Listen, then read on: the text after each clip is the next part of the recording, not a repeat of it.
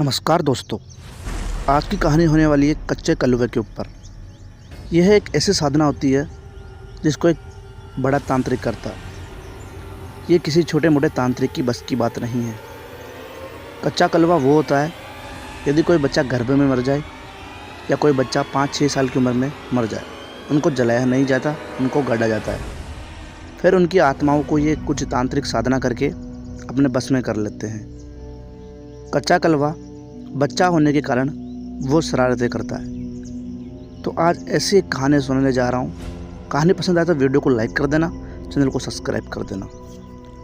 यह कहानी एक गांव, छोटा सा गांव था जो कि ज़्यादा आबादी वाला नहीं था, नॉर्मल गांव था। कम से कम उसमें 80-90 घर थे।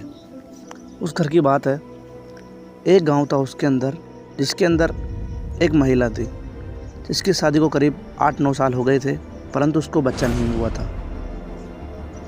अब पूरे गांव वाले उसे गलत निगाह से देखते थे और कुछ भी कह देते थे, बाँझ कहते थे, कुछ भी कहते थे। परंतु अब वो महिला कठोर हो गई थी, इसलिए उसका स्वभाव हमेशा से चिड़चिड़ा हुआ रहता था। अब उसकी देवरानी आ चुकी थी। पहले तो देवरानी और उसमें बहुत अच्छे से बनती थी। करीब 5-6 महीने बाद उसका वो गर्भवती हो गई। ये बात उस महिला को बिल्कुल भी पसंद नहीं आई। उसके मन में यह था कि अगर मैं माँ नहीं बन सकती तो ये भी नहीं बन सकती। करीब 10 दिन बाद गांव का एक तांत्रिक था जो बहुत पहुंचा हुआ तांत्रिक था, वो कुछ भी कर सकता था। वो उसके पास गई और उसने पूरी घटना बताई और उसने कहा कि मेरा काम भी हो जाए, यानी कि उसका गर्भ का जो बच्चा है वो भी मर जाए और मेरा ऊपर शक भी ना आए। तांत्रिक ने फिर उसको कच्चा कलवा के बारे में बताया। उसने बताया कि एक ऐसी साधना है जो पहले तो गर्भ को मारेगी, उसके बाद उस खुद महिला को मार देगी, और अगर ये बेकाबू हो गई तो तुम्हारी भी जान ले सकती है। तो फिर वो महिला बोलती है, कुछ भी हो जाए मैं मेरा जान लूँगी, आप इस साधना को करिए। तो उसने कुछ दिन तक वो साधना की और उसने अर्जित कर ली। उसके बाद करीब 5-6 दिन बाद उसका बच्चा मर गया, उसकी देवरानी का, और उसी महिला का 2 दिन बाद भी देहांत हो गया। उसी गांव का मैं रहने वाला, मैं भी गया था वहाँ पे देखने। मेरे को एक बात अजीब लगी।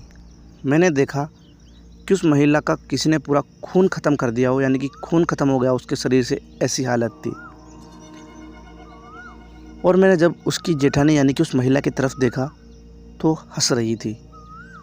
पूरे गांव वालों का शक एक ही था कि जो भी कुछ हुआ है इसी ने किया है, परंतु सबूत के बिना कुछ भी नहीं कर सकते। करीब 10 दिन की बात है।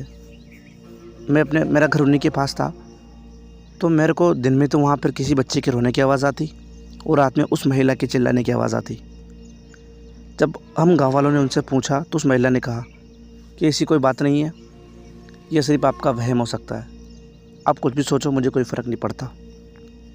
फिर जब उसके पति से बात की गई तो उसके पति ने कहा कि ये बिल्कुल सही है, किसी के रोने की और किसी के हंसने की आवाज़ मेरे को भी आती है, परंतु मेरे को दिखाई कुछ भी नहीं देता। इस बात को कहे हुए 15 दिन हो गए थे और 15 दिन बाद उस महिला का पति भी मर चुका था। और जब मैं वापस वहाँ पर गया तो फिर से मेरे को वही बात नोटिस हुई कि इसके पति का किसी ने पूरा खून ख़त्म कर दिया था, वो भी उसी हालत में मरा हुआ था।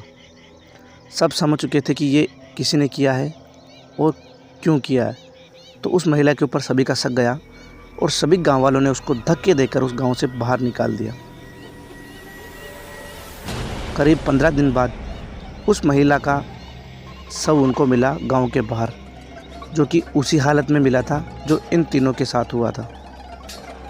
फिर हमारे गांव का एक बुजुर्ग आदमी था, उसने उसकी हालत देखी और उसने बताया कि करीब आज से 65 वर्ष पहले एक बहुत ही खतरनाक तांत्रिक हुआ करता था, जिसकी मौत भी बिल्कुल ऐसे ही हुई थी। उसका भी पूरे शरीर का खून सूख गया था। कहा जाता था कि तांत्रिक कच्चे कलवे की साधना करता था।